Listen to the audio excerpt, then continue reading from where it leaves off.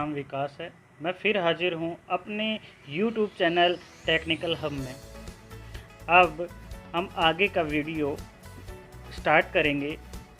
जिससे पहले मैं आपको बता दूँ, मैंने पहले भी आपको बताया है कि वीडियो को स्किप न करें। अगर आपको डाटा एंट्री का काम सीखना है तो आप वीडियो स्किप न करें, वीडियो पूरा देखें। अगर आपको उतना हमने जितना बताया है उतना आता भी है तो बहुत अच्छी बात है, आपको इम्प्रूवमेंट हो रही है, आपको सीखने को और मिला है। जिनको नहीं मिला, जिनको पता ही नहीं है, उनके लिए और भी सहायक होगा। इसलिए हम बेसिकली नॉलेज इसमें लेके आए हैं। सर डायरेक्ट क्यों नहीं बताते हो? डायरेक्ट नहीं बता पाएंगे क्योंकि ये वीडियो सभी के लिए है। जिसको काम आता है उसके लिए भी, और जिसको नहीं आता है, जो सीखना चाहता है, उसके लिए भी यह वीडियो बनाई गई है। तो चलिए हम आगे का भाग स्टार्ट करते हैं।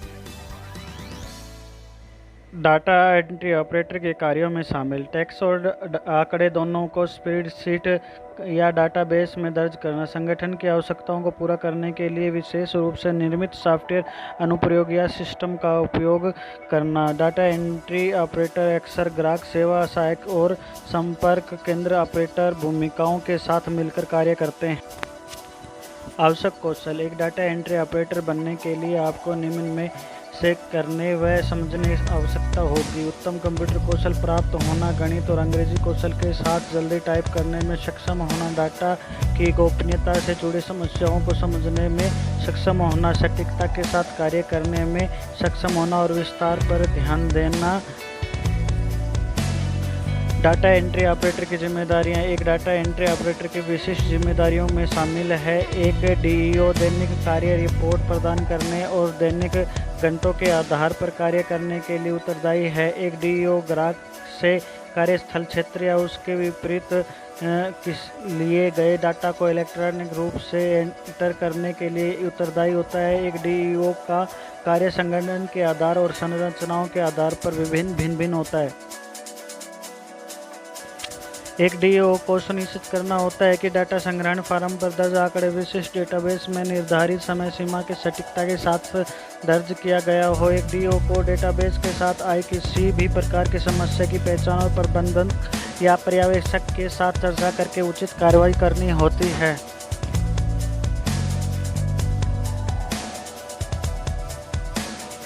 एंट्री ऑपरेटर के लिए आवश्यक व्यक्तिगत गुण: एक आईडीओ के लिए आवश्यक व्यक्तिगत गुण में शामिल है विभिन्न प्रौद्योगिक रुझानों और प्रक्रियाओं की जानकारी के साथ डेटाबेस प्रबंधन व आईटी पहल की अपडेट जानकारी का पता होना, तेज और सटीक टाइपिंग, डाटा कोडिंग का ज्ञान होना, अंग्रेजी और गणित का ज्ञान होना, नीरस वातावरण व दबाव में कार्य करने में सक्षम होना चाहिए।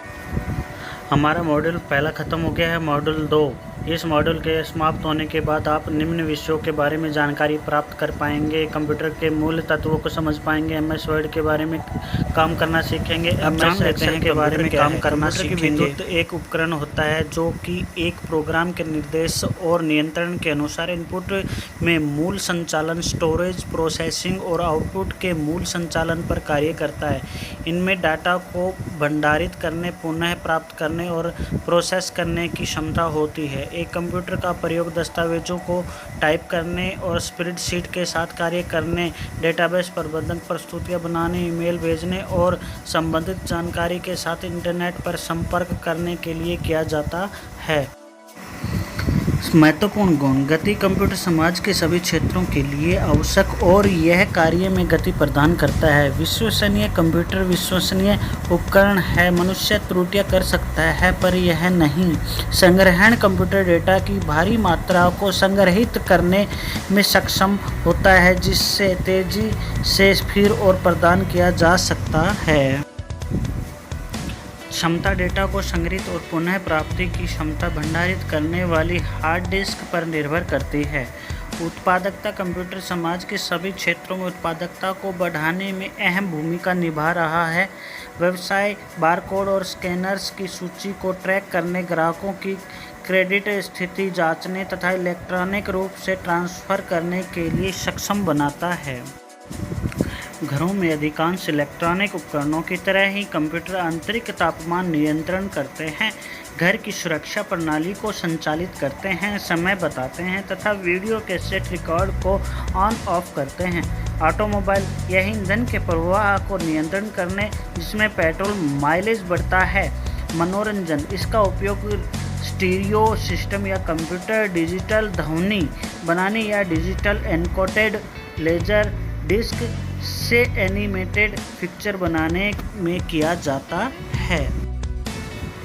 प्राथमिक अनुसंधान कंप्यूटर का प्रयोग गणितीय समस्याओं को सुलझाने, जटिल डाटा को प्रदर्शित करने या ऐसे मॉडल सिस्टम जिन्हें बनाना बहुत ही महंगा या अव्यवहारिक हो आदि परीक्षण करने हेतु किया जाता है। रक्षा सैन्य, आधुनिक संचार में कंप्यूटर का उपयोग संकेत तथा और संदेशों को खोलने व कर्मियों तथा आपूर्ति को ट्रैक करने के लिए किया जाता है।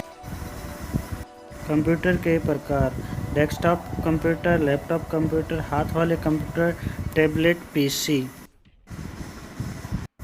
कंप्यूटर के भाग: keyboard, monitor, mouse, speaker, handset इकाई, प्रिंटर सिस्टम इकाई, scanner, DVD drive, hard drive. अब चलिए देखते हैं एमएस वर्ड के बारे में। एमएस वर्ड क्या है?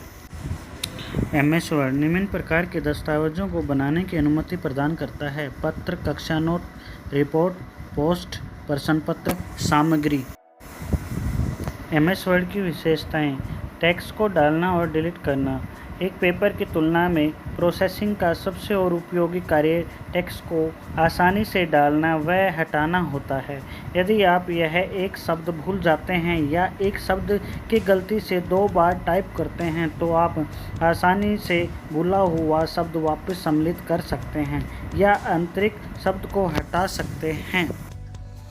टेक्स्ट को कॉपी करना और हटाना। एक अन्य आम सुविधा टेक्स्ट को एक स्थान से दूसरे स्थान तक स्थानांतरित करना है। आप दस्तावेजों को कैसे व्यवस्थित करना चाहते हैं, यह इसे करने में आपको सक्षम बनाता है। पाठ स्वरूपण: यह दस्तावेजों को लिखावट बदलता है, उसका आकार, शैली, रंग और बहुत कुछ करता है। मार्जिन और टैब स्टॉप बदलना। मार्जिन और टैब को जोड़ा जा सकता है और किसी भी शैली में स्वरूपित किया जा सकता है। टेक्स्ट ढूंढना और बदलना। इस विकल्प के उपयोग से किसी भी दोबारा से लिखे गए शब्द को कुछ ही चरणों में ढूंढा व बदला जा सकता है। स्पेलिंग जांच करना। स्पेलिंग जांचने का विकल्प किसी दस्तावेज में किसी भी गलती का स्वतः पता लगाने व सुधार करने की अनुमति देना। शीर्ष लेख और पद लेख यानी हैंडल और फुटर। शीर्ष लेख और पद लेख छोटे पहचानकर्ता होते हैं जो दस्तावेज के ऊपर और नीचे होते हैं। यह दस्तावेज पर प्रश्न भूमिका जानकारी प्रदान करते हैं। इसमें पृष्ठ संख्या, शीर्ष लेख का नाम, अध्याय संख्या व तिथि आदि लिखा जा सकता है या जाता है। चलिए अब हम स्टार्ट करते हैं डाटा ऑपरेटिंग मोबाइल से घर बैठे कैसे करें।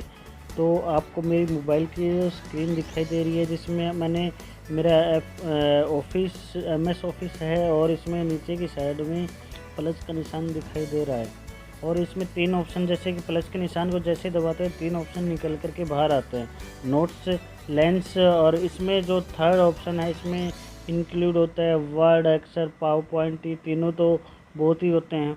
अब बात कर लेते हैं, इसमें पहले ऑप्शन पे आ जाता है वर्ड, आ जाता है तीसरे पे एक्सेल, दूसरे पे एक्सेल आ जाता है, तीसरे पे पावर पॉइंट आ जाता है। अब इसमें बात कर लेते हैं, पहले हम सीखते हैं पावर पॉइंट का एक्सेल का काम। तो एक्सेल में हम करेंगे ब्लैंक वर्कबुक पे क्लिक करेंगे।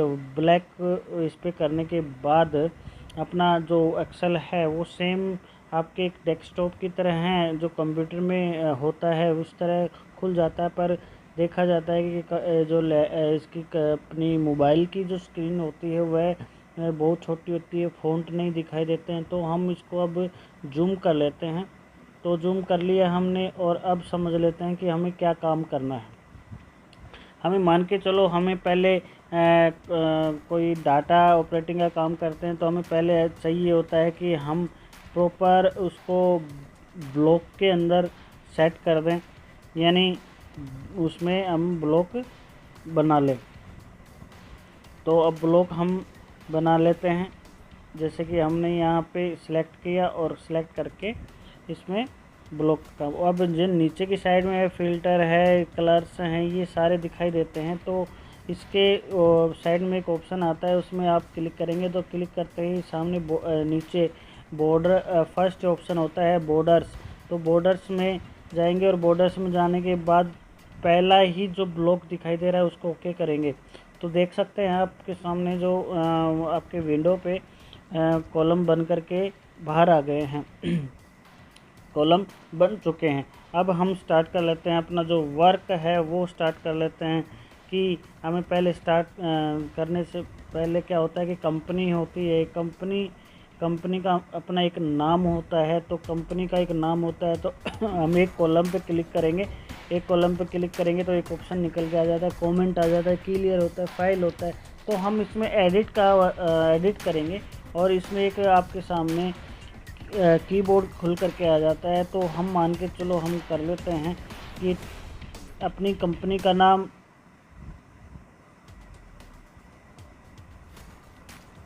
टेक्निकल हब नाम से अपना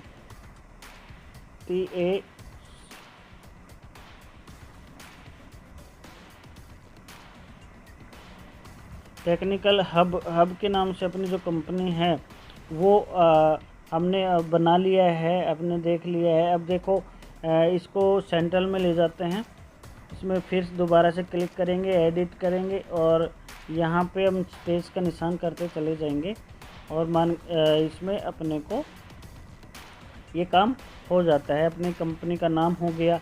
अब इसमें SR नंबर होता है, हर कंपनी का नंबर पे अपन जो कोई भी काम करते हैं तो SR नंबर ज़रूर होता है, कि सीरियल नंबर जिसे बोलते हैं। तो ये SR नंबर से हम इसको ऐसे हो गया। अब फर्स्ट होता है इसमें एम्प्लॉय नंबर। तो एम्प्लॉय नंबर पे जाएंगे, इसमें जाएंगे, फिर एडिट करेंगे। सेम वही प्रोसेस होगा, एडिट करना ज़रूर पड़ेगा आपको। और कंप्यूटर में तो डायरेक्ट अपन क्लिक करते हैं वो हो जाता है, पर इसमें आपको एडिट करना पड़ेगा। तो इसमें कहते हैं एम्प्लॉय नेम, ठीक है, एम्प्लॉय नेम हो गया है। फिर होता है कि employ date of joining employ, जैसे कि एम्प्लॉय ज्वाइनिंग डेट हो गया है, जैसे कि EMP ज्वाइनिंग हो गया है। अब ऐसा हो जाता है तो सेम इसको थोड़ा सा खींच करके बड़ा कर सकते हैं। एम्प्लॉय ज्वाइनिंग हो गया है, उसकी पूरी डिटेल हो जाता है, जैसे कि इसमें सैलरी हो जाती है,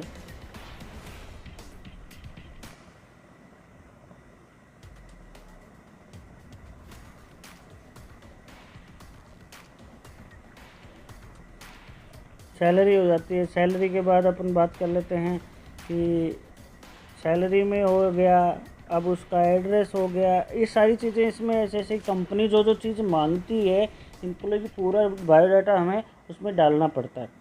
अब इसमें बात कर लेते हैं, जैसे कि मैंने 1 डाल दिया है, 1 डाल दिया है, एम्प्लॉय नंबर फर्स्ट है, तो इसके अंदर नाम ले लीजिए राहुल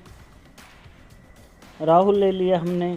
अब इसमें ज्वाइनिंग डेट डाल दीजिए 10 करके बस 10/06/2020 ऐसा कुछ करके एक सैलरी, मतलब एक ज्वाइनिंग डेट हो जाए। कंपनी के पास डाटा आ जाएगा कि भाई ये बंदा हमारी कंपनी में काम कर रहा है और इसकी ज्वाइनिंग ये है।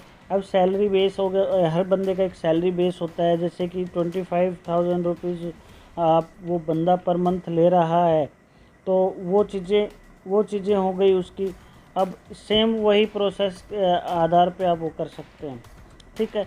अब मान के चलें कि ये है पहले। अब इसमें जैसे कि अपने को फ़ॉन्ट छोटा बड़ा करना है, मतलब राहुल को बड़ा करना है, तो आप कर सकते हैं, ऐसी बात नहीं है, आप कर सकते हैं। इसमें फ़ॉन्ट बड़ा कर सकते हैं, कलर डाल सकते हैं। पहली बात तो कलर इसमें चूज़ कर सकते हैं, ग्रीन है, ऑरेंज है, जो भी आपका फ़ॉन्ट जैसा भी चाहते हैं वैसा हो सकता है। और इसमें दूसरी बात है कि भी आप सारी चीज़ें जो कंप्यूटर के अंदर होती है वो सारी चीज़ें आपको इसमें देखने के लिए मिल जाती हैं। देन आपका जो ऑप्शन है, जैसे कि आप इसको बड़ा करना है, पहले बोल्ड का हो जाता है, एक साइड में हो जाता है, एक लाइनिंग का भी इसके अंदर दिखाई देता है कि भी अंडरलाइन हो जाता है।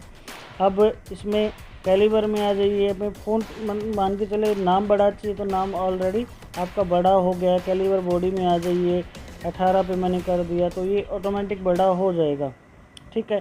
तो ये आपका एक्सेल में डाटा ऑपरेटिंग का ऐसा ही काम होता है। दूसरा, अब हम बाहर आ जाते हैं, तो अब अपने को सीखना है वर्ड। तो वर्ड में सेम वहीं जाएंगे और जाकर के हम ब्लैक डॉक्यूमेंट पे जाएंगे और सेम वही अपने का जो कंप्यूटर के अंदर होता है फ़ॉन्ट, वही कंप्यूटर के अंदर फ़ॉन्ट होगा, वही चीज़ें होंगी। तो हमें क्या करना है, सीधी सी आपके पास पहले ही एक कीबोर्ड खुल करके बाहर आ जाता है। तो हमें मान के चलो कंपनी नाम लिख देते हैं, CO, कंपनी आ जाता है, कंपनी लिख देते हैं। और कंपनी में MD हो गया, dear MD, dear MD sir. तो ऐसे करके कोई लेटर मान के चलो लिख देते हैं। अब मान के चलो ये बहुत छोटा दिख रहा है, बहुत वो हो रहा है, तो हमें इनको क्या करना है, हमें इनको पहले सेलेक्ट कर लेना है, दबाए रखना है। तो ऑल सेलेक्ट हो गया है। अब इनको अपने को क्या करना है कि हमें यहाँ जा कर के बोल्ड पे जाना है और बोल्ड, ये आपका जो ऑप्शन है बोल्ड हो जाएगा, छोटा बड़ा हो जाता है। इसमें बोल्ड होने के बाद आपको फ़ॉन्ट साइज देख लेना है। मैं कर रहा हूँ 20 कर दिया है। तो इस तरह से आप एक इसमें भी काम कर सकते हैं, एक लेटर लिख सकते हैं। कोई कंपनी का लेटर लिखने का काम भी आ जाता है कि आप एक स्क्रिप्ट लिखिए, हम आपको प्रोवाइड करवाते हैं, ऐसा कुछ करके आपके पास डाटा यही सेम वो डाटा फ़ॉन्ट हो जाता है। इसमें हाइलाइट्स जो होते हैं, हाइलाइट्स भी बन करके आ जाते हैं। जैसे कि हाइलाइट्स करते हैं तो हाइलाइट बन के आ जाएंगे, हाइलाइट हो जाएंगे हाइलाइट्स। जैसे कि ये हाइलाइट है तो हाइलाइट पे क्लिक करेंगे तो ये मान के चलो ऐसा ये ऐसा हाईलाइट होकर के आ जाएगा। सेलेक्ट करेंगे तो ये थोड़ा वो हो गया। तो इस तरह से आप इसको सीख सकते हैं। सेम वही पावर पॉइंट का काम है। तो चलिए मैं आशा करता हूँ कि आपको वीडियो पसंद आया होगा। तो वीडियो को प्लीज़ लाइक कीजिए, शेयर कीजिए, सब्सक्राइब कीजिए। हमारी मेहनत है, बहुत मेहनत लगती है हर चीज़ करने के लिए। प्लीज़ आपसे रिक्वेस्ट है कि वीडियो लाइक कीजिए। मैं आशा करता हूँ अपना वीडियो पसंद आया होगा। हमें सपोर्ट कीजिए, हमारा वीडियो लाइक कीजिए, शेयर कीजिए, सब्सक्राइब कीजिए, ऊपर बेल आइकन ज़रूर दबा दें।